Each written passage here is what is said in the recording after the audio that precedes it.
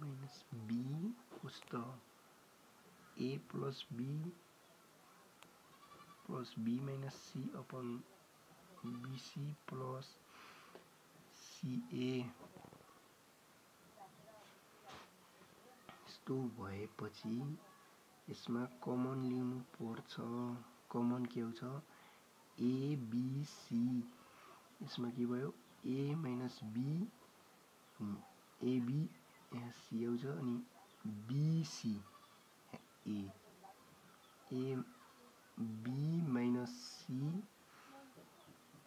plus c ac b c minus a त्यसपछि यसले गुणन गर्दा ac minus bc plus ab minus ac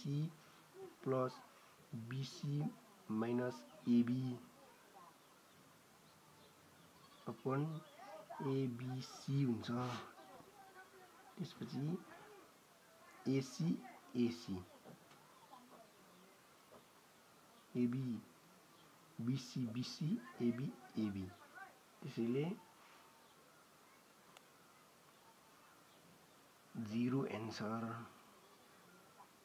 भयो त्यसपछि